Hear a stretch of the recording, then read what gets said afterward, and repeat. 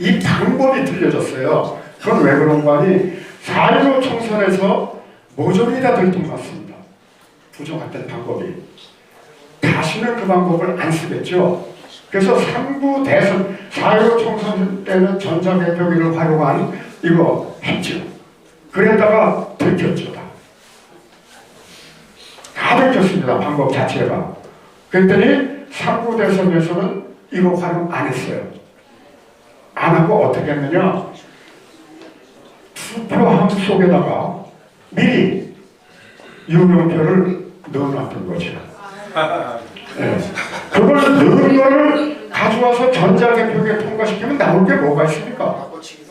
미리 만들어 놓은 거를 공항을 띄워가지고선 이제 개표를 했어요. 미리 넣어놨는데 뭐가 나오겠어요? 나온 게 아무것도 없죠. 조작을 해야 합니까? 아니죠. 청사진에 의거 맞는 숫자 갖고 이미 조작이 돼 있는 거죠. 이걸 하셔야 돼요, 이거를. 자, 그래서 유령표 넣기를 이 방법을 택했고요. 이거를 넣었더니 전자개표기에서 부정을 해야 할 이유도 없거니와 또 아까 KT를 통해서 서버로 올라간 거에서 서버로 해서 고정값을 적용시켜야 할 이유도 없는 겁니다. 그럼 윤석열이 3부 대선에서 어떻게 0.73 이겼느냐? 각자가 자기가 공로가 있대. 천만의 말씀입니다. 여기에서 유령표 넣기 했는데 아까 그 투표 상황표, 개표 상황표 있죠. 우리 애국 시민 여러분들이 그걸 잡아냈어요. 현장에서. 그게 약 40만 표입니다. 이 나라를 살린 것은 여러 애국 시민들이에요. 그런데 여기서 또들 돈났어요. 왜냐? 뭐 노정이 무슨 어쩌고 저쩌고 해서 관두고 뭐 다들 돈났잖아요. 이거 사용도 안 하죠. 그런데 6.1 지방선거 때는 개표 현장에서 노골적으로 했다 이거 노골적으로. 영상 조금 이따 좀 뭐 하나 보여드리겠습니다. 어떻게 노골적으로 했느냐? 계약을 이재명 선거고 거기 집중 감시를 했거든요. 그 지역구 상관위원이 우리 당일 투표지는 이거 뭐 1년 번호 자르고 받아서 투표하잖아요. 안 잘린 거를 갖다고 개표 현장에서 가위를 잘라요. 영상으로 다 잡았습니다. 그거 고소돼 있습니다. 지금 그 선거를 그리고 빳빳한 투표용지 이재명 그걸 아예 그냥 쌓아놓고 개표하더라고요. 쌓아놓고 그거 다 잡혔어요. 영상으로. 그러니까 노골적으로 변했어요. 노골적으로. 나 배째라. 왜? 소송해봤자 대법관이 다 작은 편인데 이거지.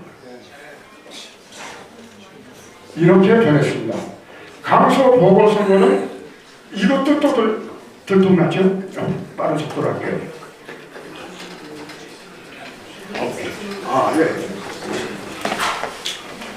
투표함 받고 7일. 이거 다 들통났어.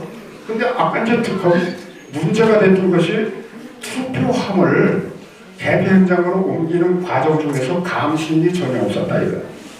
그러면 차에다 싣고 오는데 차 안에 뭐가 들어가 있는지 어떻게 합니까? 그래서 많은 분들이 그 차 안에 이미 만들어 놓은 투표함, 가짜 투표함 이걸로 바꿔쳤다. 이렇게 이야기하고 있습니다. 자, 이와 같은 그 상황을 잘 아셔야 차기 총선전에서 무엇을 어떻게 할 것인가가 나오는 것이죠. 단편적으로 알고 이렇게 해야 된다, 저렇게 되는 건 맞지 않습니다. 그 말은. 예. 자, QR코드를 바코드로 변경한다. 오케이. 중앙선관위는 박수를 치면서 오케이 했을 거예요. 왠지 아십니까? QR코드 무용지물이에요, 이제는. 왜? 이제는 중앙선관위 그 빅데이터에 맹주성, 저 사람 누구 찍을 거야? 개인별 성향을 다 가지고 있습니다. 데이터로. 15년 걸렸습니다. 그거를 작성하는데 15년. 뭐 문재인 그 대통령 선거할 그 시점만 해도 예를 들어서 여기 종로구 하면은 종로구 을에 몇십 퍼센트 정도가 야당 성향, 몇십 퍼센트가 여당 성향 이런 정도였었어요. 근데 그 이후에 공직선거 QR코드 사용해서 9번을 거쳐가면서 개인의 성향을 다 빅데이터로 가지고 있습니다. 따라서 QR코드 바코드로 변경해라? 오케이죠. 선관위에서 필요하지 않아요. 지금 이거 함정입니다. 우리는 박수치지만 함정입니다. 이것은 전혀 딴 얘기죠. 제가 말씀드리겠지만 네. 다음에 수개표 아까 말씀드렸습니다. 투표함에 유력표를 미리 넣어두면 전자개표로 분류해도 뭐 나올 게 아무것도 없어요. 아무것도 나올 게 없습니다. 그러면 유력표를 넣느냐? 영상을 한번 보여드리겠습니다. 그렇죠. 2분 6초 동안에 무려 783장이 1번 후보한테 경기도지사 선거의 경우 지방선거의 경우입니다. 분당에서 잡은 영상이에요. 783표가 2분 6초 동안에 일방적으로 넘어갑니다. 1년 번호 순으로. 그걸 보여드리겠습니다. 자, 이건데요. 예.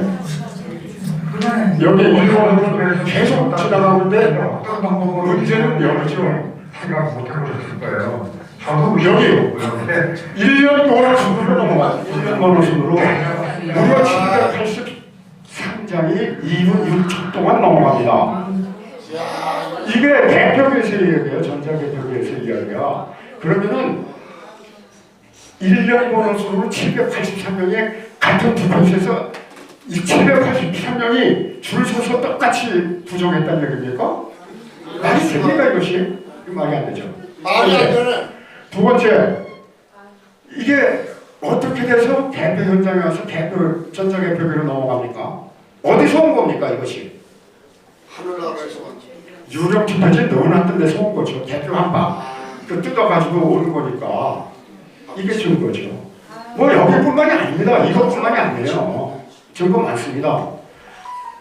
자, 그렇게 해서 수개표를 어느 순간에 하겠다고 그랬어요? 지금 4월 10일 날 전자개표기를 통과한 직후에 하겠다고 그랬죠.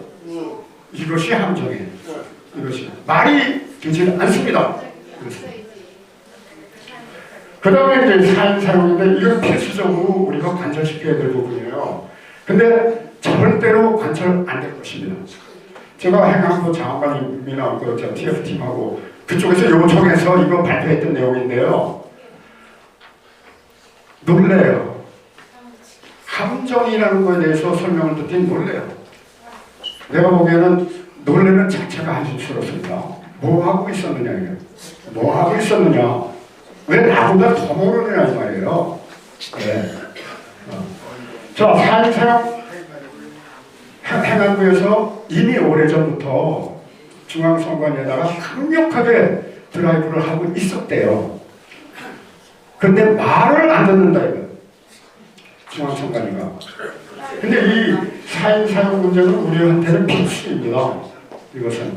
그래서 어떻게 해서든지 관철을 시켜야 되는 사안인데 어쩌면 우리 시민단체에서 계속적으로 외쳐줘야 할 그러한 부분인 것 같습니다.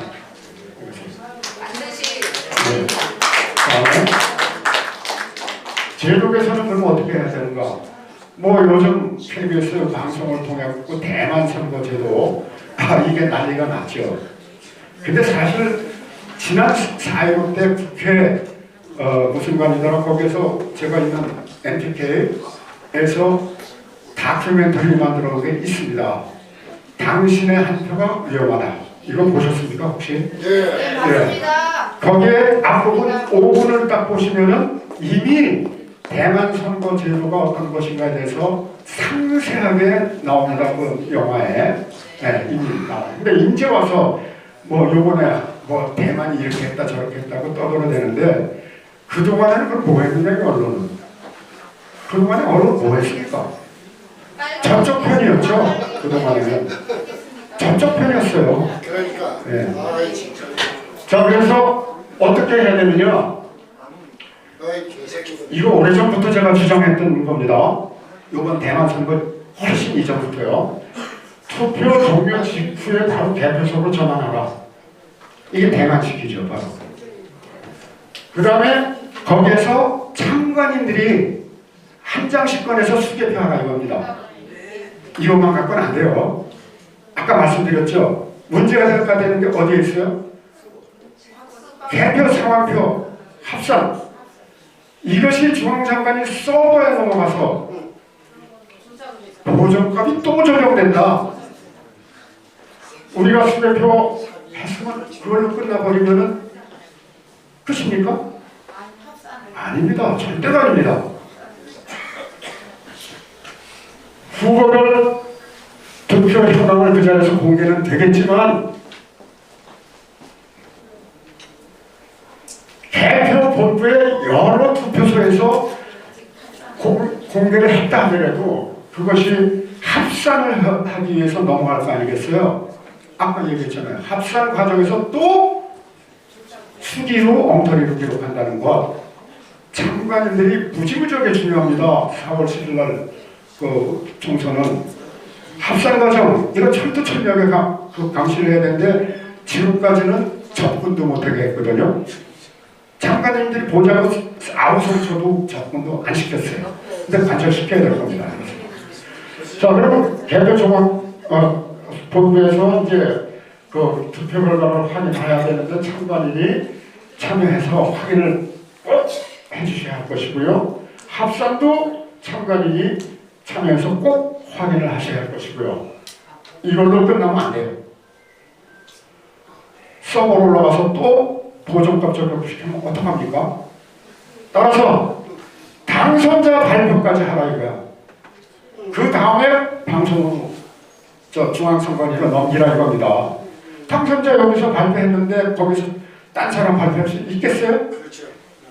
한마디로 말씀드리면은 핵심 부분이 중앙선관위 서버 조작이기 때문에 서버를 피해 나가야 한다. 이것이 제가 계속 주장해왔던 겁니다.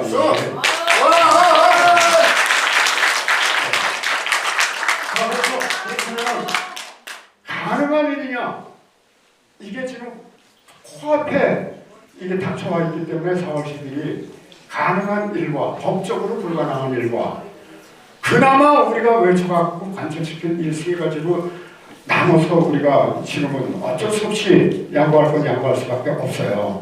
자, 양보하고 또 뭐 되는 것과 안 되는 거 다 구분해서 보니까 행정안전부하고 국책자문위원단에 특별히 제가 주문한 게 있습니다. 그것은 사인 안 들어보 주겠지만 싸워서라도 관철시켜달라. 첫째. 두 번째, 그럼 유명표는 어떻게 어디서 만드는가 하는 거예요. 이것은 관외 사전투표는 속수무책이에요. 이건 어떤 방법이 아무리 생각을 해도 어떤 방법이 없어요. 근데 관내 사전투표 이게 선거인 명부가 없거든요. 전자선거인 명부만 있습니다. 전자선거인 명부야 안 찍은 사람 마음대로 전자적으로 찍었다고 만들어놓은 고만이지요. 그겁니다. 바로 유령투표라는 게. 따라서 아까 박지원 변호사도 말씀하대요. 종이로 된 선거인 명부, 관내 사전투표에서 종이로 된 선거인 명부를 관철시켜달라. 다른 건 다 양보하더라도 이 두 가지만은 관철시켜달라. 이거를 제가 강하게 이제 그 두 군데서 주장을 했습니다.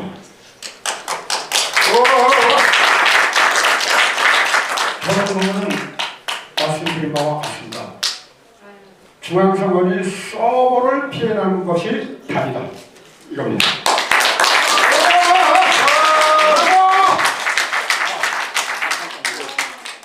그리고 특별히 요구한 게 있어요. 자, 그러면 그런 행정안전부나 국책자문위원단이 힘을 받으려면 어떻게 해야 되냐. 국민들이 진짜로 이거 부정선거구나라는 걸 인식을 해줘야죠. 그 인식시키는 방법 방법의 최선의 방법. 아무리 말로 설명해도 안 듣는 사람 안 들어요. 왜 더 카르텔 저기 카프카 저 앉아 계신데 저 카프카가 제작한 겁니다. 이거 다큐멘터리 안 보셨으면 이거 보세요. 왜 더 카르텔을 KBS에서 상영하게 해달라.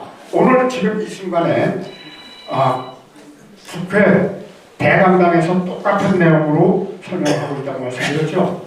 거기에 한동훈 비대위원장하고 용산에 갈 보고서에 이것이 주문되어 있습니다. 제가 아주 강하게 요청을 했습니다. 왜? 그 다음에 행정안전부 당신들도 명분이 있지 않느냐. 지금 부정선거 때문에 시끄러운데 대한민국 전체를 부정선거 청정지역으로 선포하면 명분도 있지 않느냐.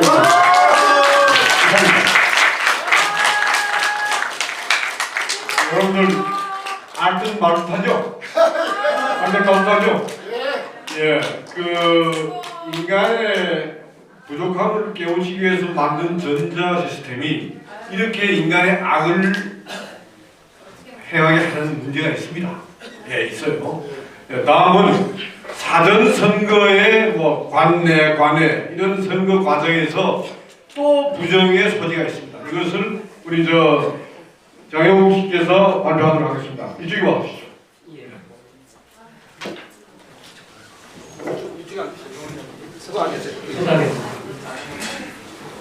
안녕하십니까. 저기 팜플렛에 프로그래머라고 되어 있는데 프로그램도 하는 사람입니다. 원래 전공은 이제 정보 시스템 전문가 개발하는 사람이고 데이터 분석도 하고 그리고 제 전공은 화학과학 엔지니어고요. 유권자입니다. 이 네 가지 특성이 조합이 돼서 오늘 이 프레젠테이션 자료가 만들어졌다고 보시면 될 것 같습니다. 다음. 자, 오늘 얘기할 거는 여러분이 딱 세 가지만 알고서 가시면 됩니다. 첫 번째가 뭐냐면은 더불어민주당이 주장하는 게 뭐냐면 자기네들은 사전투표율이 높다라고 얘기를 합니다. 그렇게 얘기하는 거에 대해서 제가 이 부정선거에 4년 동안 파헤쳤지만 거기에 대해서 사실은 정확하게 답을 못했어요. 실제로 여기 보면 이제 2016년 그러니까 4.15 총선 바로 직전에 그 선거에서 보면은 더불어민주당의 여기 이제 파란색으로 되어 있는 게 당일 득표율이거든요. 그리고 나머지 위에 있는 거가 꼬불꼬불한 게 이제 사전 득표율입니다. 딱 보시다시피 당일 득표율보다 사전 득표율이 항상 높아요. 대부분 다 높아요. 이렇게 유해적인 것도 있는데 다 높거든요. 그러니까 2016년도 이랬는데 2020년에 뭐 이것보다 좀 높게 나왔더라도 뭐가 문제냐라는 거죠. 이게 개인들의 특성이라는 거죠.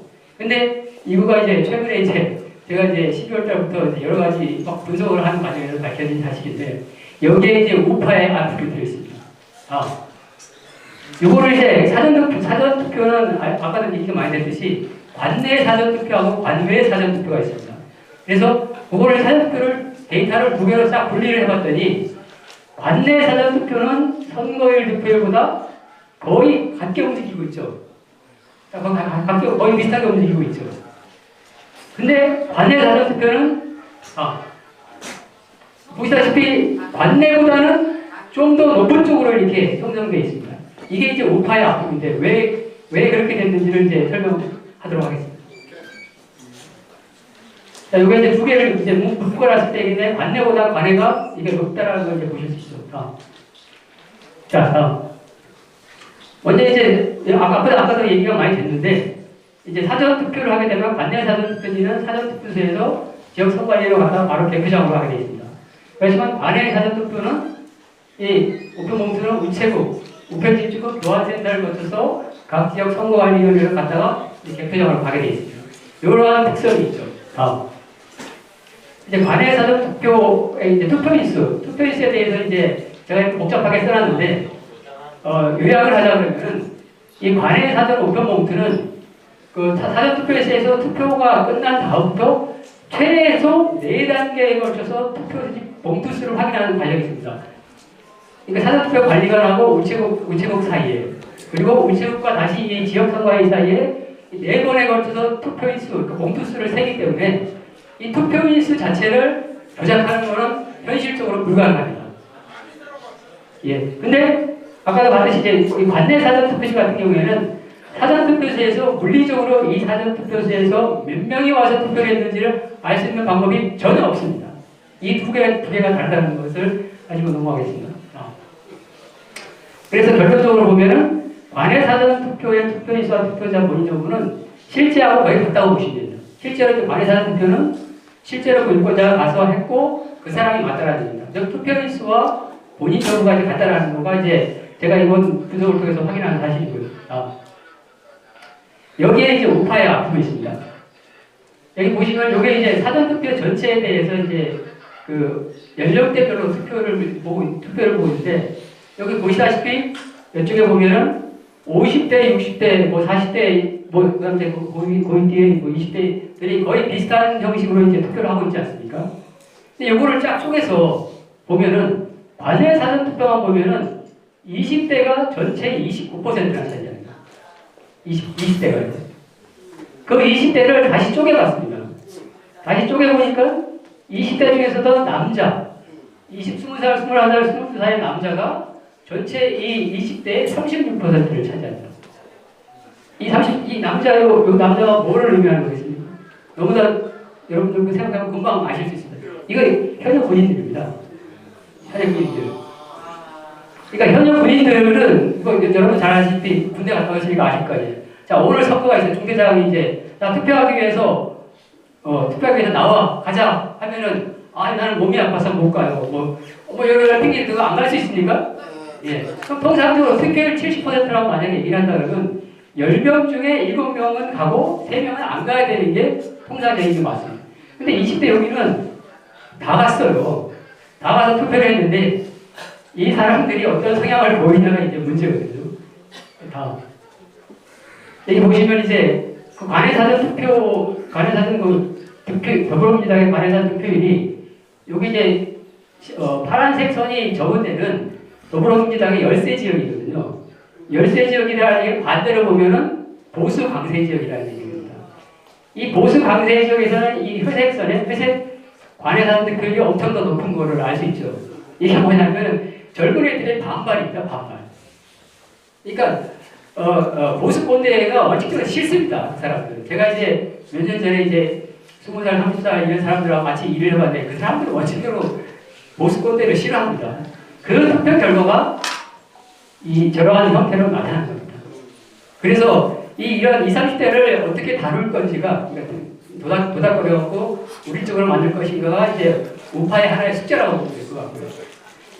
그래서 이제 그러한 특성 때문에 이제 관내는 선거율 투표율보다 이제 높은 거가 데이터로 이렇게 증명했는데 관내는 아닙니다. 제가 이제 문자로 말씀드리면 관내는 선거율 투표율하고 그 모든 연령층에서 투표를 했기 때문에 선거율 투표율하고 같이 가야 되는 거가 맞는 것입니다. 이게 이제 팩트입니다. 그런데 2020년에 2020년 국회의원 선거 개표 결과가 어땠습니까? 채널A에서 발표한 건데 이긴 쪽도 이거 말고 앞에 이긴 쪽도 진 쪽도 누구도 예상하지 못한 총선 결과가 나온 거죠. 아이고 참. 참. 이게 뭐 잘 아시다시피 180대 103이 나왔습니다. 말도 안 돼. 나라도 아니야 나라도. 자 이제 다시 이제 16대 그래프를 봤던 것과 같아가지고 이제 20대 소개를 보면 더불어민주당이 선거일 대비해서 아까 본 것보다도 훨씬 더 높은 쪽으로 하는 느낌이 나왔고 이거를 관내와 관내로 이제 구분을 해봐도 관내가 원래는 선거일하고 같이 움직여야 되지 않습니까? 같이 움직이는 게 유권자의 특성이거든요. 근데 관내도 다 이렇게 높게 형성이 되고 관내도 다 이렇게 다 높게 형성이 됐습니다. 그러니까 아까도 이제 말씀드렸듯이 왜 16대에서 저런 식으로 선거일보다 사전투표가 더 더불어민주당이 높게 나왔는데 뭐 20대가 이렇게 나와서 뭐가 문제냐라는 거를 지금까지 사실은 저도 답을 못하고 있었습니다. 이 분석이 있기 전까지는. 근데 이제 아까 말씀드린 그러한 현상이 있었던 거죠. 그런데 이렇게 이제 그들이 주장하는 거에 대해서 이 조작하는 사람들이 놓친 허점이 있습니다. 그거를 이제 사실은 작년 12월 달에 이제 확인이 돼가지고 이거를 이제 KBS에 올해 1월 달에 이제 보도 요청을 했었습니다. 보도 요청을 했는데 이건 이제 그 선거 부정에 대한 아주 구체적인 사례이기 때문에 보도를 못하고 있는 상황입니다. 다음. 이 조작자들이 놓친 게 뭐냐면은 이 대한민국이 IT 강국이라는 얘기입니다. 자, 이제 이거를 관해사 투표 관점에서 이제 보겠습니다. 여러분도 너무 잘 아시다시피 우리가 등기우표를 보내게 되면 등기번호가 부여되고 이 등기번호에 따라서 우체국 그 홈페이지에 가보면은 이 우편이 언제 어디서 어떻게 움직이는지를 다 조회할 수 있습니다. 자, 다행히도 2010년 그 국회의원 선거에서 박주현 변호사하고 여러 이제 박주현 변호사를 돕는 그 우리 그 하여튼 국민들에 의해 가지고 270만 건이나 되는 우편 배송 기록을 다 파일로 다운로드 받았습니다. 다 파일로 다운로드 받고 했는데 제가 이제 어떤 계기가 있어서 올해 12월 달에 이거를 다시 보게 되는 상황이 생겨가지고요. 이제 관외사전 투표 같은 경우에도 저는 이제 그 전까지는 그 투표지에 유력표를 넣는 쪽으로 생각했었는데 제가 이 뒤에 관내사전 쪽에서 얘기하는 거를 조사 분석하는 과정에서 관외사전 투표에서는 조작이 불가능하다는 거를 이제 인지를 하게 됐고 그 후에 이제 관외사전 투표를 이제 분석하게 됐습니다. 다음. 그랬더니 아주 놀라운 결과가 확인됐습니다. 놀라운 결과가 뭐냐면 사전투표 1일차에 이제 140만 통의 그 우편 봉투가 배송이 됐는데 이거의 평균 배송 시간이 30시간입니다. 30시간. 그러니까 2일차는 120만 통이 배송됐는데 평균 시간이 20시간이에요. 그러니까 2일차보다 10시간이나 더 걸린 겁니다. 한 통당. 근데 우리나라는 2013년부터 이미 2일 배송 체계가 다 시행되고 있었던 나라고요. 그 다음에 각 우편 집중국별로 하루 처리량을 300만 통에서 30만 통까지 다 처리할 수 있는 그런 엄청난 규모의 집중국을 운영하고 있었고요. 그리고 선거기간 한 달 전부터 선거일까지 선거 우편물 처리 비상 근무 기간이었기 때문에 이런 걸 시행하고 있었거든요. 그렇기 때문에 배송 시간이 하루를 초과할 이유가 없습니다. 근데 하루 이상을 초과한 거를 저기 이제 2일차는 그런 경우가 적습니다. 1일차를 이제 30시간 초과한 경우와 초과하지 않은 경우로 나눠봤더니 30시간 이하로 배송된 거가 이제 80만 통이고 그 80만 통은 19시간 평균적으로 이제 한 통 배송하면 19시간 걸리고요. 30시간을 초과한 게 63만 통이 30시간을 초과했는데 그게 얼마나 걸렸냐면 통당 44시간. 이틀이 걸립니다. 이틀. 이제 이틀 동안 있을 일이 뭐가 있습니까, 이게? 예. 그래서 이제 분석하는 과정에서 내가 이제 성북구 개표장에서 특이하게 조사 분석하는 과정에서 됐습니다. 성북구 개표장에서 이제 공성항 쪽에, 김해 쪽에서 이제 그 개표 영상을 찍은 것이 있는데 그 중에 이상한 이 관외사전 우편 봉투가 확인이 됐어요.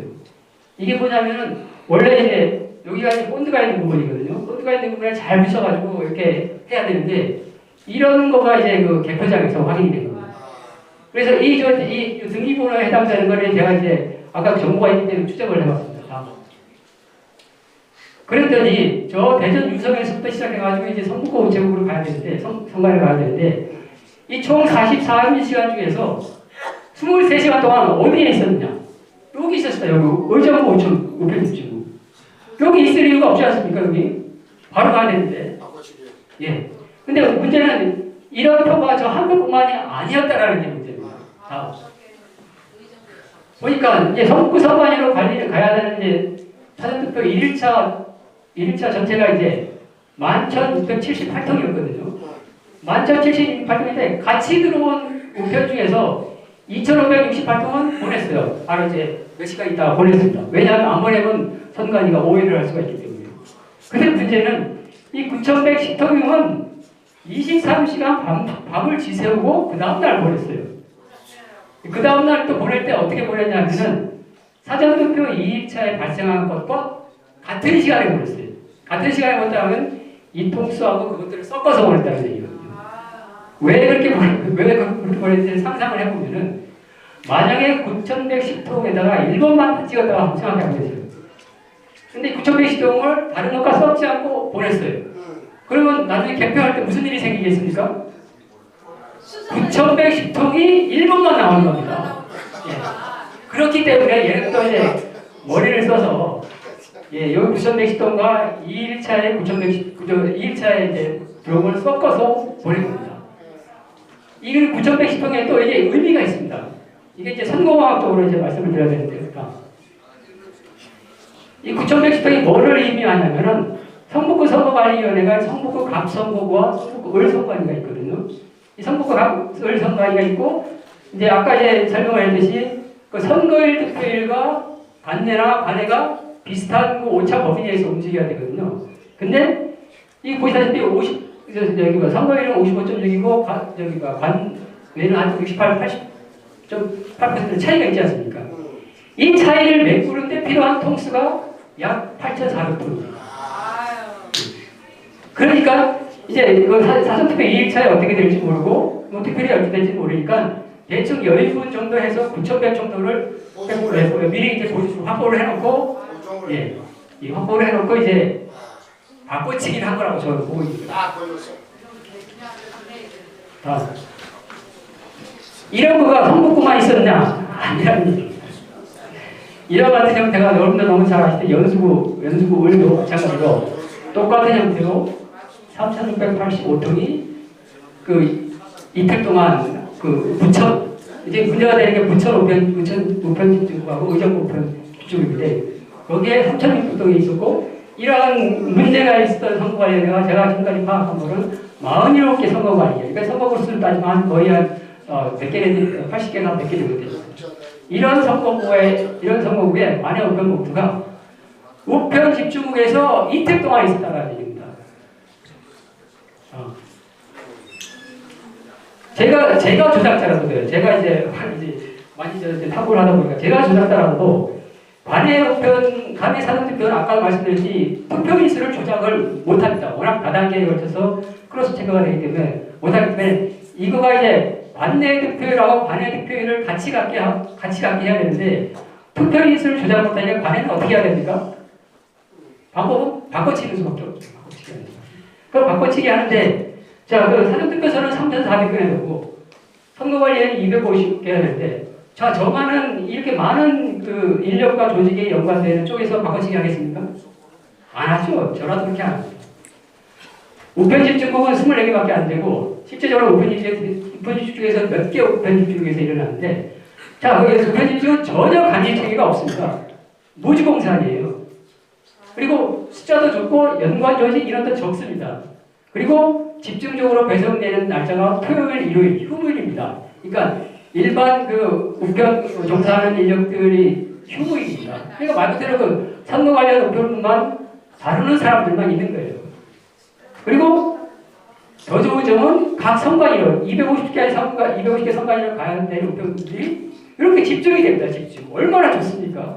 다 집중이 돼서 원하는 수만큼 와서 하기 때문에 내가 그거 거기서만 핸들링하면 아주 감쪽같습니다. 그래서 하는 방법은 이미 아까 이제 백기석 교수님이 잘 말씀하셨듯이 설계에서 이 선거구에서는 몇 표가 관내사전에서 필요하고 몇 표가 관내사전에서 필요한지 이미 다 아주 잘 설계가 됐습니다.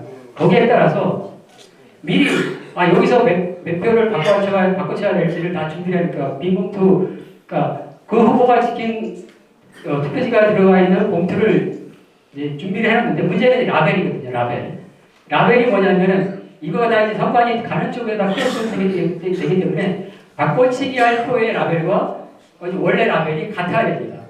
그래서 그 라벨을 바꿔치기 하는 그 소요 시간이 제가 보기에는 그 우체국에서 하루가 걸리는 건데 이것도 기존에 있는 거 뜯고서 하는 게 아니라 뜯고서 하는 것도 시간이 엄청 걸립니다. 아까 말씀 선거에서 8,000, 9,000통이 되지 않습니까? 그래서 이거는 바꿔치기 하는 방법은 이미 준비를 해놓고 라벨만 그 이제 바꿔치기 하는 거로 바꿔쳐서 보냈다라는 거로 저는 이제 그렇게 판단을 하고 있습니다. 그리고 진짜 우편 봉투를 폐기시키고 이 조작에 종사하는 그 실행 인력은 이게 선거 때만 만약에 필요한 인력이라 그러면 선거 때만 고용을 하고 퇴사시키면 정말 감쪽 같습니다. 누가 압니까 이거? 소수의 인력만 알게 되는 거죠. 그래서 관내 같은 경우에는 이제 이런 식의 현상이 일어났다라는 게 데이터가 얘기를 하고 있는 거죠.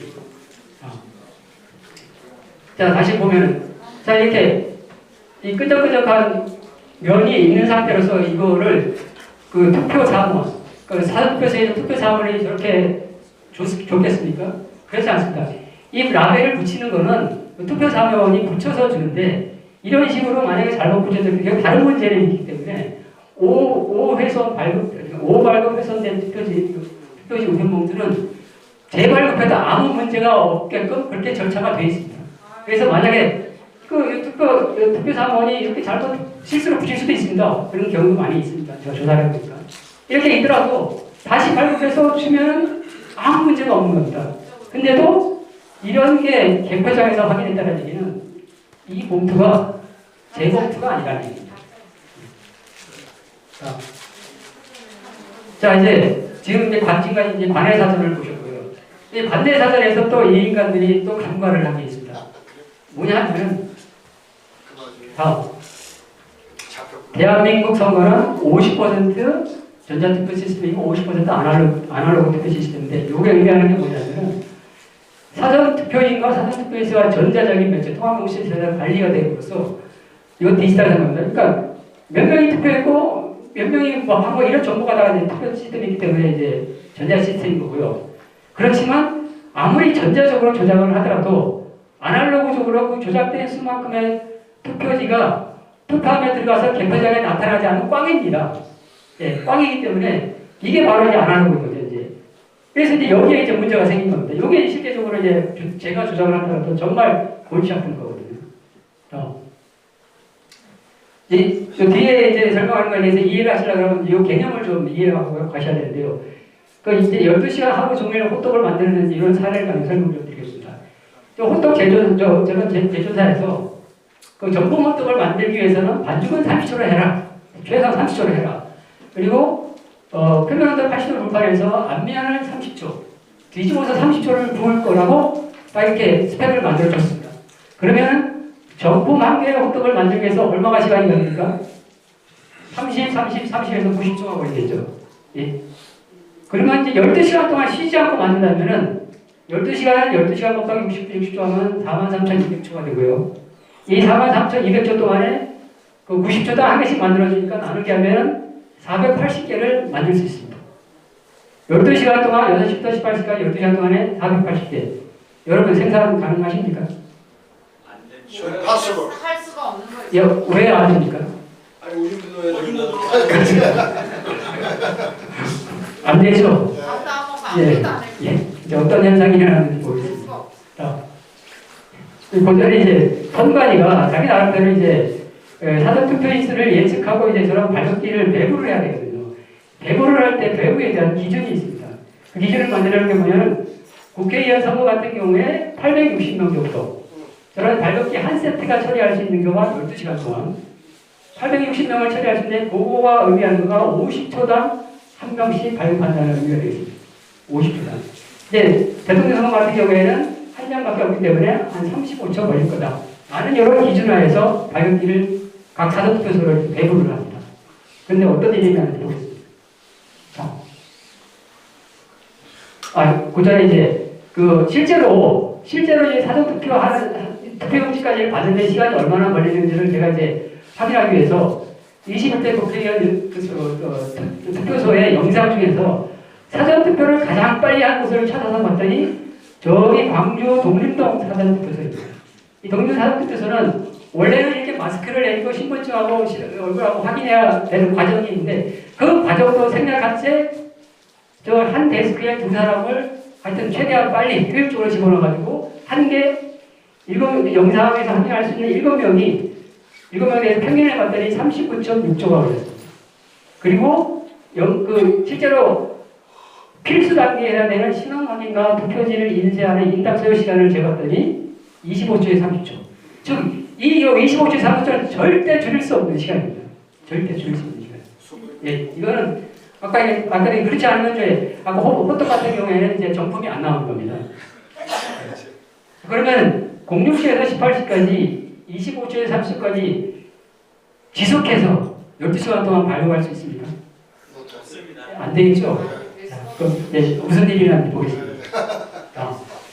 자, 이게 21대 국회의원 선거에서 사전투표소 중에서도 문제가 되는 사전투표소를 체크를 했는데 예를 들어서 동아일동 대구에 있는 동아일동 사전투표소는 2일차에 보면은 12시간 내내 27.7초마다 투표지 장치를 발급했어요.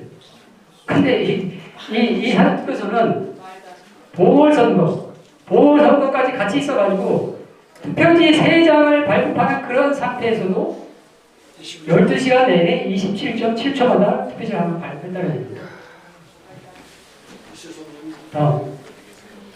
여러분 잘 아시다시피 사전투표하면은 이 10시 전에는 사람들이 이게 불편한 투표가 불편하시기 때문에 잘 안 갑니다. 그렇기 때문에 이쪽에는 투표율이 낮고 다시 10시 이후는 이제 나름대로 투표하기 편하시기 때문에 투표율이 높습니다. 자, 이런 것까지는 고려해서 동아일동 사전투표소의 시간을 다시 고려를 해보겠습니다. 보십시오. 사전투표 2일차에 사람들이 국민은요 마지막 시간대에 보면은 21초마다 한 명씩 한테 투표지를 발급했다는 거예요. 이게 가능하다고 보십니까? 가능합니다. 될 수가 없지요. 다음. 아까도 언급했듯이 국정원에서 발표했던 게 통합명부 시스템에 투표 조작이 얼마든지 가능하다고 얘기했지 않습니까? 지금까지 들으신 내용이 불가능한 투표지 발급 속도는 국정원이 투표 인수를 조작할 수 있다는 내용을 입증하는 물리적인 증거입니다. 저거는 그냥 산수고 과학이기 때문에 이건 뭐 빼도 박도 할 수 없는 거예요. 다음. 그래서 얼마의 그 유령표가 들어가냐라고 산정을 좀 해보면은 이 동아일동 같은 경우에 그 1일차가 시간이 38.2초가 걸렸거든요. 12시간 내내. 이것도 사실은 빠르다고 보지만 38.2초가 그래도 맞다고 가정을 하면은 38.2초하고 27.7초 사이에 1131명과 1558명이 투표됐지 않습니까? 이 두 표의 차이 427명이 얹어진 겁니다. 전자적으로. 그리고 이 얹어진 표 427에 대해서 나중에 어떤 방법이든 그 관내 사전 투표하면 넣으면은 누가 합니까? 저희도 지금까지 4년 동안 몰랐던 사실이죠. 예, 이런 거는 통합명부 시스템에서 전자적으로 증감해서 숫자를 발표했을 때만 가능한 그런 상황이 되겠습니다. 자, 문제는 이게 국회의원 선거 때만 있었느냐? 아닙니다.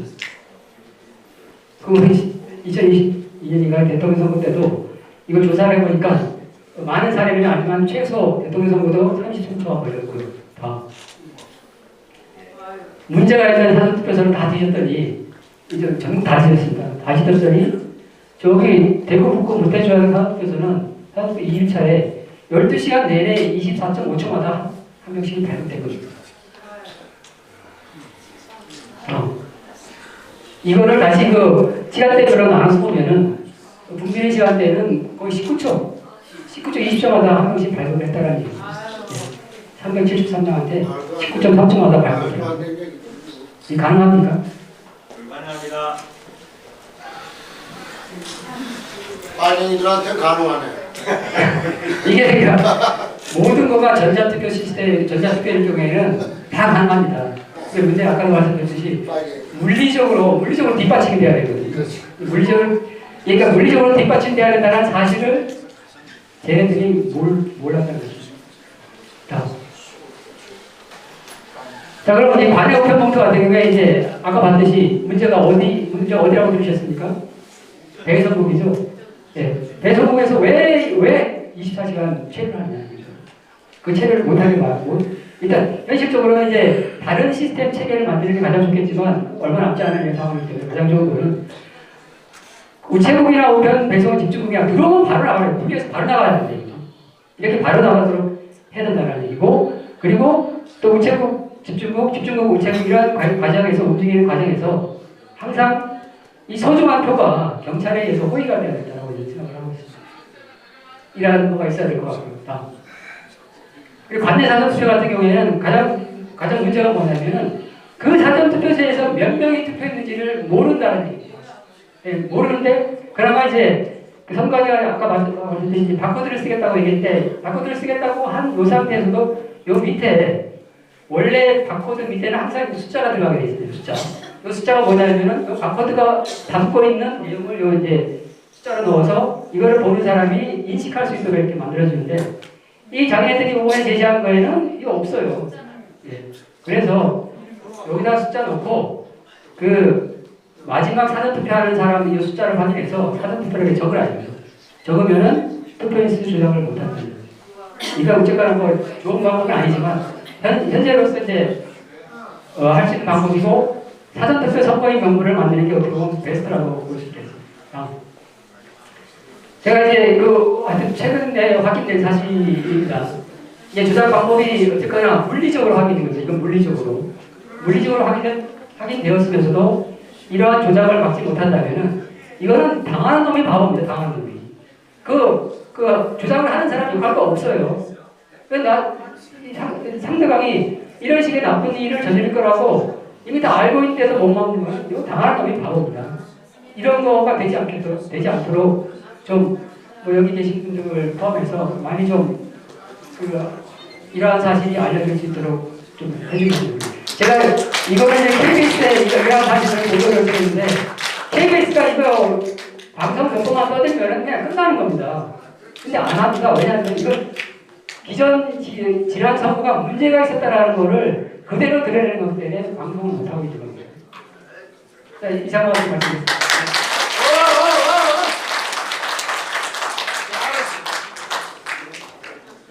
예, 우리 맹 교수님은 선거관리 전반 과정에 있어서 서버나 그 다음에 집계, 발표 이런 것을 말씀을 해주셨고 우리 장 대표님은 사전 선거의 관내 관의 두 가지 특징에 따른 부정의 소지라는 정확하게 얘기해 주셨어요. 우리 장 대표님 그 자료를 제가 미리 받았습니다. 이렇게 받아서 제가 이틀을 공부했어요.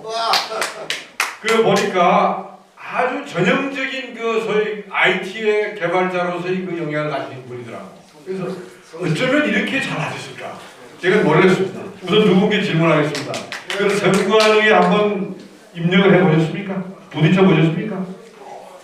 선관위. 네. 선관위하고 많이 부딪혔죠. 제가 질문을 부딪힌 건 아니고요. 선거 대선 직전에 좀 들어주시겠습니까, 얘기? 네. 어느 날 전 산자부 장관 누굽니다 하면서 저한테 전화를 주셨어요.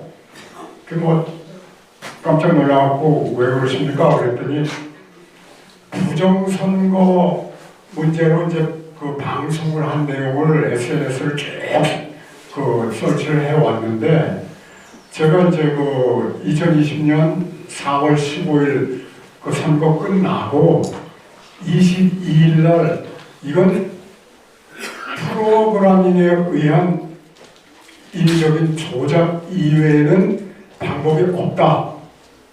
통계 히스토그램을 보고선 제가 이제 그렇게 했어요. 그래서 로직 강의를 했거든요. 로직 강의. 그걸 이제 봤는데 그때 전 장관님은 뭐였느냐? 윤석열 후보입니다. 그 당시에는.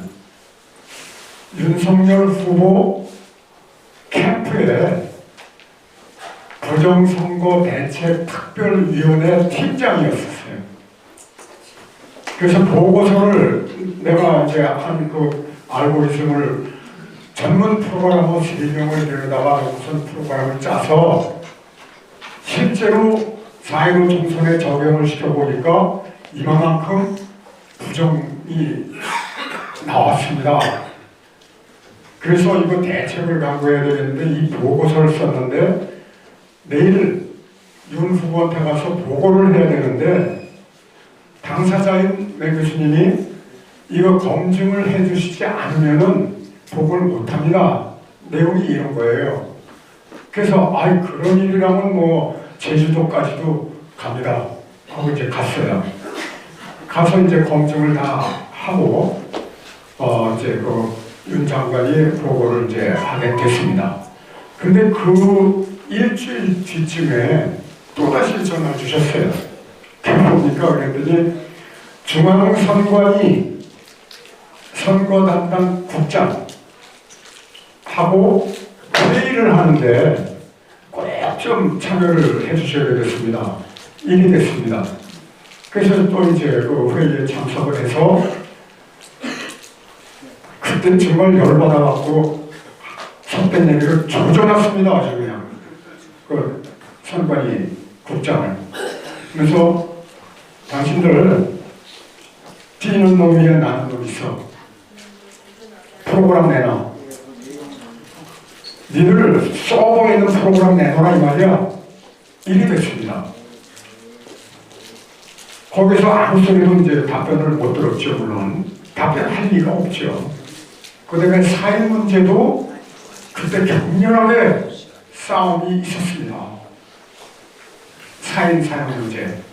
늘 선관위법을 어겨가면서 뭐 격렬했습니다. 그때 아무튼 뭐 중앙선관위하고는 이런 싸움이 있었습니다. 이제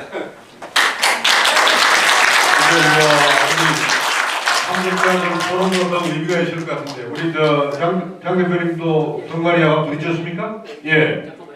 네, 말씀. 제가 이 조사를 하면서 조사를 하기 전에는 선관위 사람들이 사실은 무서웠습니다. 사실 무서운 게 뭐냐면은 저 나쁜 짓을 해놓고도 뻔뻔한 사람들하고 이렇게 뭐 이제 예를 들어서 정보공개청을 통해 가지고 통화를 해야 될 상황이 생기면 사실은 겁이 났거든요. 근데 이 조사를 하면서 실제로 15개 되는 선관위를 직접 방문을 해서 사전투표에 있는 내용을 같이 확인을 하면서 얘기를 하다 보니까 어떻게 그때 얘기를 하면서도 얻은 결론이 뭐냐면 이 사람들은 피해자다라는 생각이 좀 들었습니다. 이 사람들은 절대 자기네는 부정선거를 안 했대요. 실무자들은. 예. 그러니까 그 얘기가 뭐냐면은 부정선거가 이런 실무자들도 모르게 일어났다는 얘기입니다. 아까 제가 관외 사전투표 봉투에 대한 그 분석을 들어가는 계기가 있다고 말씀드렸던 거가 뭐냐면은 사실 그것도 이제 하나 중이거든요. 이 실무자들도 모르게 뭔가가 일어난 거예요. 그거를 확인한 거가 이제 그 15개 선거관리위원회를 돌아다니면서 그 아까 투표지 발급 속도가 이제 문제가 된 그 선거관리위원회를 돌아다니는데 제가 이제 미리 정보공개 요청하면 얘네들이 이제 사전투표록을 조작할 수도 있기 때문에 가서 눈으로 직접 사전투표록을 확인해서 진짜 예를 들어서 1,100명이라는 사람이 그 하루 동안 그 사전투표지를 발급받았는데 이거가 사전투표록에 기록이 있거든요. 이 기록을 눈으로 직접 확인하고 나서 이제 문제가 있느냐는 걸 판단하기 위해 직접 갔었던 건데 이런 과정을 통해서 이 사람들도 일종의 그 피해자다라는 그런 생각이 좀 사실 좀 들었었습니다. 그 얘기가 뭐냐면 나쁜 놈들은 선관위 250개 선관위 실무자가 다가 아니라 진짜 그 어디선가 그 힘 있는 세력들 이 인간들이 나쁜 놈들이 아닌가 생각합니다. 법조계가 나쁜 놈들의 법조계예요. 예, 맹 교수님 하나 제가 질문하겠습니다. 이 대선하고 틀리게 국회의원 선거는 253개 지구별로만 집계하면 되지 않습니까? 중앙선관위에 보고하는 건 뭐 2, 3일 후에 해도 되잖아요? 그러면 이번 선거에는 위로 보고하는 거는 생략하고 지구 단위라고 합니다. 지구위원회별로만 직접 수개표하고 또 모여가지고 아날로그 식으로 좌로 우로 계산해서 집계하면 어떻겠습니까? 그게 가능할까요? 지금 제가 이렇게 선관위가 절대로 들어주지 않을 그런 내용을 주장을 했습니다. 사실은 그게 아까 말씀드렸다시피 지역구 투표소, 지역구 선관위가 아니라 각 동에 투표소가 있지 않습니까? 대만식으로 투표소에서 참관인들이 하나씩 수개표를 하고 이제 그리고 이제 거기서 우리 투표소에서는 어느 후보가 몇 표 받았다 이렇게 기록이 합산하는 대로 각 투표소별로 해서 그 지역구 본부로 넘어가겠죠. 그런데 그 본부에서 합산하는 과정에서도 또 작업이 이루어지는 거거든요. 그런데 그렇게 하면 안 된다는 제가 주장을 한 거예요. 그거 말고 해서 후보까지 누가 당선됐다 합산 결과를 미리 발표하라 이 말이 들어주지 않을 부분입니다. 그것은 국책자문위원회에서 그 발표 내용을 듣더니 이 발표 후보자 발표는 중앙선관위원장이 허락해야 되는 절차가 있다. 이 법적으로 그렇게 돼 있다면은 안 되는 것이죠, 이것은. 그래서 제가 그 자리에서 화가 치밀어서 싸워야죠, 그렇다면은 뭐 이러고 말았는데요. 그 부분이 안 들어줄 부분입니다. 저는 이렇게 생각합니다. 각 지역별로 개표 마감되는 시간이 차이가 나겠죠. 나면 중앙선관위에서는 개표가 완료되는 대로 보고만 하세요. 당선 여부는 따지지 말고 그 다 됐다. 그러면 그리고 난 그때서야 이제 뭐 253개 지구별로 중앙선관위에 보고를 하게 하면 안 될까요? 글쎄요, 제가 생각하기에는 그렇습니다. 오히려 각 투표소별로 집계하고 당선자를 합계해서 발표하는 시간이 더 빠릅니다. 지금보다 더 절약될 거예요. 왜냐하면 각 투표소별로 인원이 이미 더 많은 인원이 배치되어 있잖아요. 네, 그게 더 빠릅니다. 근데 애초부터 현재 시스템을 변화시킬 의사가 선관위는 없거든요. 왜냐? 그 변화시킬 의사가 있었다면은 지금 행정안전부가 그 주관하는데도 불구하고 관리관의 개인 도장을 못 찍겠다? 그 장면은 또 이제 설명드릴 부분이 상당히 많은데요. 선관위 태도가 답변이 이런 겁니다. 우리는 우리 식대로 하겠다. 네. 현재도 그렇게 버티고 있대요. 행정 TFT 보고 얘기 나누는 과정 중에서 그 자세입니다. 지금도 그러더라고요. 불과 뭐 몇 초 전 얘기입니다. 이것은. 자, 그렇다면은 지금 안 되는 거죠. 예. 이렇게 지금 혹시 질문 있는 분? 예, 저도 죄송합니다. 시간이 좀 오버가 됐는데 아니 괜찮습니다. 예, 질문하세요. 예, 제가 먼저 질문을 먼저 드리겠습니다. 그러면 지금 손든 네 분만 질문 받고 질문을 말이죠. 무엇을 누구에게 한다는 걸 짧게 하세요. 예. 자기 자랑하지 마시고 장영우 대표님께 질문을 드리겠습니다. 지금 사전투표소가 한 3,500여 개소 있지 않습니까?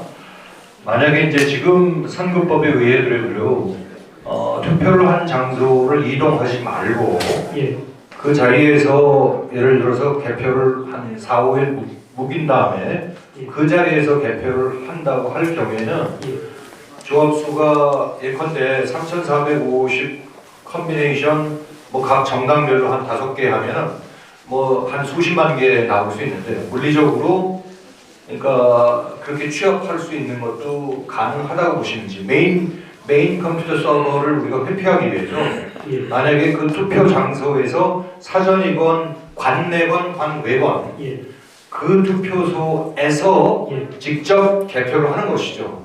그리고 나중에 취합은 그 뭐 여러 가지 방송 설비도 있으니까 우리가 이게 크로스 체크가 가능하다고 보는데 그게 물리적으로 가능하다고 보시는지요? 그렇습니다. 저기 잘 아시겠지만 이 각 사전 투표소별로 투표 인수가 얼마가 될 거라고 보십니까? 기껏해야 그렇게 많지 않아요. 한 5천에서 만 정도 되거든요. 이 정도 표수는 카운팅을 직접 뭐 이렇게 하는데 전혀 부담이 되지 않는 숫자입니다. 그리고 이게 집계하는 거는 산수거든요. 그러니까요. 전혀 이런 거는 시스템을 사실 세울 필요도 없이. 그러니까 우리가 메인 컴퓨터 서버를 사용할 이유가 하나도 없어요. 근데 이제 요게 이제 언론 때문에 사실은 좀 그렇거든요. 지금 이제 개표 방송이 되는 그 구조를 제가 잠깐 설명을 드리면은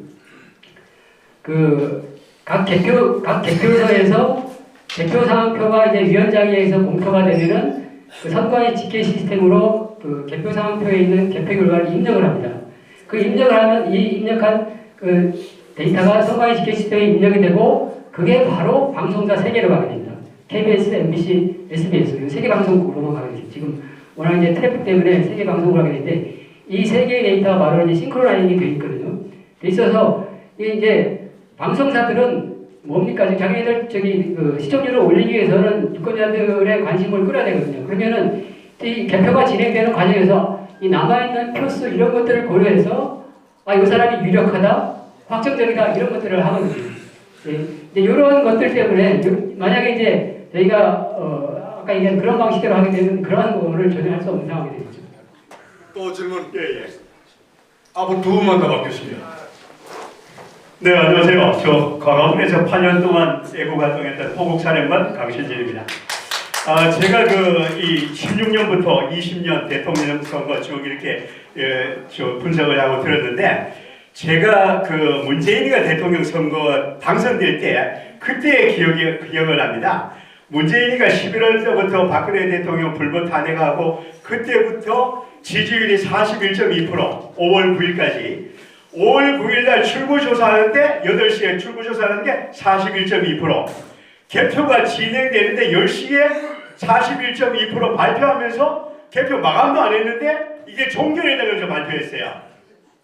제가 이제 저도 1년에 이게 한국 정치사에 주권자로서 저 국가가 정상적으로 하는 거는 저는 당연한 책무니까 관심 있게 봤는데, 그래서 제가 이 시점에서 오늘 주제한 아까 한 분을 지정해서 질문하라니까 최 대표한테 최 박사님한테 질문을 한다고 하면은 국가를 책임지고 있는 현재 대통령, 행안부 장관, 그다음 법무부 장관, 그 다음에 지금 여당 대표하는 한 대표, 그 다음에 굳이 또 저쪽에서 원하면 저 좌파들은 자기들이 공정선거 이런 거 하자 소리 안 하잖아요. 자, 그래서 제일 중요한 거는 국가의 지금 이 책무를 공명성대하게 선거를 하는 거는 국가의 모든 사람들 책임인데, 그 책임이 아까 대통령부터 다 주어져 있는데 이분들은 국민과 국가에 대해서 한마디도 명쾌하게 말씀을 안 하고 계세요. 그래서 우리 국민들이 진짜 최고의 책임을 지고 있는 아까 그런 라인에 있는 분들, 또 4.15 지난번 부정선거 법률 판단은 쟁소일로부터 6개월 내에 하기로 돼 있잖아요. 180일 내에.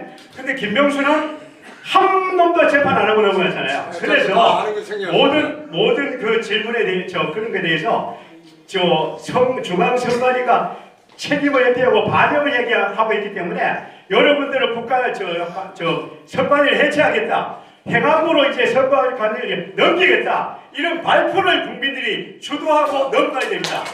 그래서 KBS가 그걸 주도해야 된다고 생각합니다. 제 의견입니다. 여러분 우리 역사장 제가 코멘트 답변을 간단히 하고요. 3.15 부정선거 때 대리 투표, 투표한 바꿔치기, 유령 선거인 명부 이렇게 하고, 그 당시 선거 관리는 내무부 장관이 경찰을 이용해서 했습니다. 그래서 5.16 이후에 내무장관 책임기도 사형당하고 그와 관련된 많은 사람들이 혼났죠. 그러면서 박정희 정부는 선거관리위원회라는 것을 만들어서 헌법에 명시했어요. 맨 여러분들 헌법 뒤에 있습니다. 근데 이제 세월이 많이 흐르면서 우리나라 선거가 많잖아요. 지금 많으니까 이 선거관리위원회가 권력기관화 돼버렸어요. 어떤 누구의 말도 안 듣고 뭐한 말로 하면 이렇게 돼버렸는데, 저도 공무원 생활을 30년 이상 한 사람이에요. 이 공직자들의 특성은 뭐냐? 여태까지 우리가 한 일은 정당하다. 너희들이 뭘 그렇게 이래라 저래야 하느냐? 있으면 법적 근거 가져오라. 이런 식이죠. 그래서 조금 전에 질문하신 분은 그러한 문제를 일거에 해결할 수 있는 사람은 국가를 책임진 주요 직위에 있는 부서의 사람들이 해야 되지 않느냐, 그 말씀이죠. 하시겠죠. 제가 여기서 어떻게 얘기하는가 하는 거는 낮게 부분적으로만 얘기합니다만은 총괄적으로 하시겠죠. 또 지난번 선거 같은 엉터리 의혹이 발생한다면 그분들이 책임져야죠. 저는 그렇게 봅니다. 자, 또 누가 질문 두 분만 더 받겠습니다. 질문 짧게 하세요. 왜 그렇게 길어요? 간단합니다. 짧게 하세요. 네, 짧게 하겠습니다. 예. 지금 부정선거를 행하는 것을 100%다 대만처럼 수개표를 한다고 하더라도 대한민국이 공산화될 수 있는 방법이 있어요. 국민의힘 당 국힘당에 출마하는 사람들이 연방제 통일을 원하는 그런 자경화되어 있는 사람들이 출마를 할 경우에는 대한민국이 100% 완벽하게 공산화되는 건데요. 이게 중국 지령, 북한 지령을 받는 자경화된 사람들이 국힘당에서 만약에 공천을 받아서 여기에서 우리가 우파들이 표를 주고 가서 잠깐만요. 잠깐만요. 제가 잠깐 제지를 그 저기 근데 지금 제가 말씀 현장에서 그거를 봤습니다. 자경화된 사람들이 국민의힘당에 출마하기 위해서 지금 준비하는 거를 제가 출판 기념회에 다녀왔어요. 그래서 지금 잠깐만요. 잠깐만. 다는 걸 알겠습니다. 지금 아까 제가 맨 처음에 모두의 주의사항을 말씀을 드렸죠. 특정 정당이나 특정인에 대한 비방을 이거 비방이 아니고 아니니까 어떻게 됐든지 간에 출마하는 거는 김 교수님, 김 교수님, 그걸 삼가해 주십시오. 김 교수님 알았고요. 마지막 한 사람은 아는데. 아니 전 질문이면 두 분 거기에 저는 질문이 그냥 할게요. 아까 장 선생님하고 맹 선생님 그 주장이 두 분 다 맞는데 약간 차이가 있어요.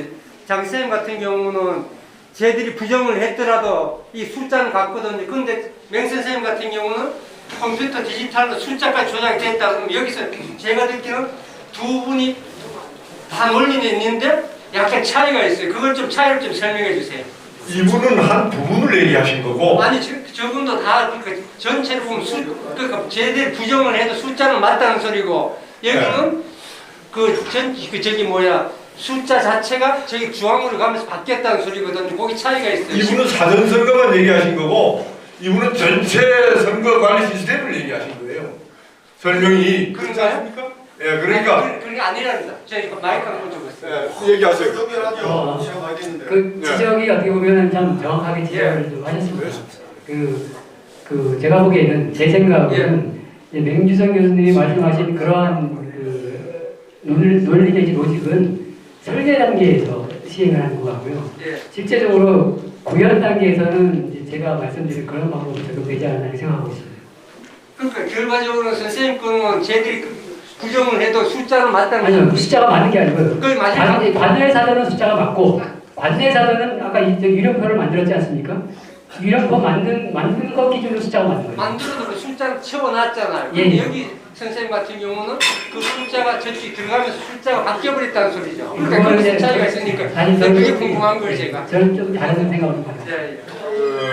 집계를 할 때 소위 가중치를 적용하면 실제 수요보다 많이 나올 수 있게 돼 있다는 겁니다. 가중치 정의가 아까 그런 거 이분이 얘기한 거는 그 투표 숫자가 난 여기는 숫자에서 벌써 그냥 숫자 자체를 바꿨다는 거예요. 말씀 좀 더 하게 해주세요. 예, 그건 뭐 부분적인 거 전체적인 거고요. 예, 선생님 말씀 좀 하게 해주세요.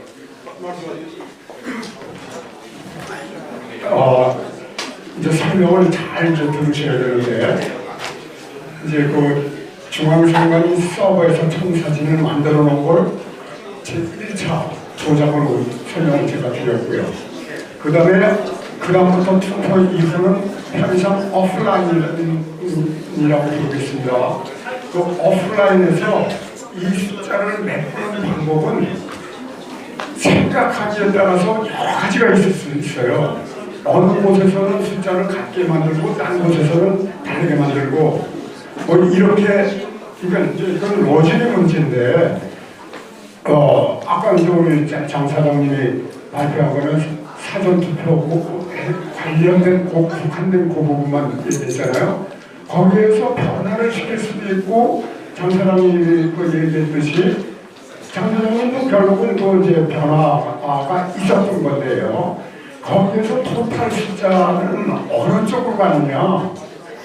중앙선관위 속에서 청사진 만들어놓은 180석을 메우기 위한 어떠한 선거 부정 방법론인 것이에요. 그것은 그래서 다른 게 아닙니다. 네. 자, 끝내겠습니다. 여러분들 잘 알다시피 선거는 민주주의의 꽃입니다. 선거를 어떻게 하느냐가 그 나라의 전체 척도이기도 합니다. 세계 10위권의 나라인 우리가 이렇게 부정선거로 시간을 이렇게 낭비하고 한다는 게 정말 안타깝습니다. 제가 솔직하게 얘기해서요. 정말 안타까운데요. 그러나 제가 살아오면서 항상 듣는 얘기가 이 세상에 말이죠. 정답이 없고 비밀이 없고 공짜가 없답니다. 비밀 없습니다. 저는 말이죠. 어떤 특정한 몇 사람이 그 어떤 사람인지는 모르지만 이 사람들이 사주해서 부정선거를 기획해서 한다면 이거 이번에는 탄로 날 겁니다. 탄로 나고 4.19 이후 경찰들이 그 부정선거에 가담하고 4.19 때 학생을 죽였다는 그 명분으로 30년 이상 고생한 것처럼 선관위도 처절하게 혼날 거라고 저는 생각하기 때문에 선관위 정신 차리라고 마지막 권고하면서 끝내겠습니다. 감사합니다. 네, 수고 많으셨습니다. 이 세션까지를 마감했고요. 사실 지금 발제해 주신 이 세션이 오늘의 그 가장 중심 테마였었습니다. 그래서 제가 비교적 그 발제자분들에게 제지를 안 하고 시간을 넉넉하게 드려서 정말 많은 분들이 그래도 공감을 많이 하고 굉장히 우리가 관심 있어 하는 분야 정말 잘 마쳤고요. 고생 많으셨습니다. 자, 그럼 마지막 순서가 되겠습니다. 제3세션은 이제 구호 제창이 되어 있는데요. 정규필 호위매 회장님 나와주셔서 전체적으로 세 가지의 구호를 같이 외쳐주시고 퇴회식을 하도록 하겠습니다.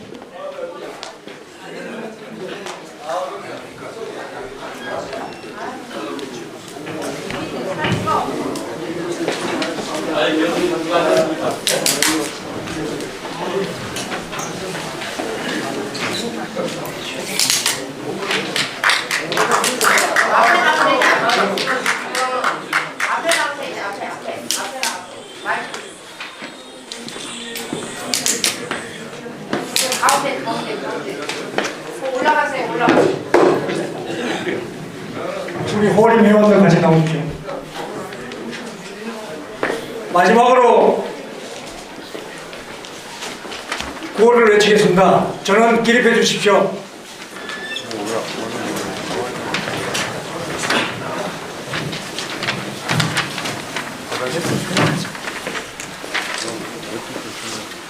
제가 선창하면은 마지막 폐지하라, 사용하라, 시행하라 하는 부분에서 손을 들고 3번 외쳐주시기 바랍니다.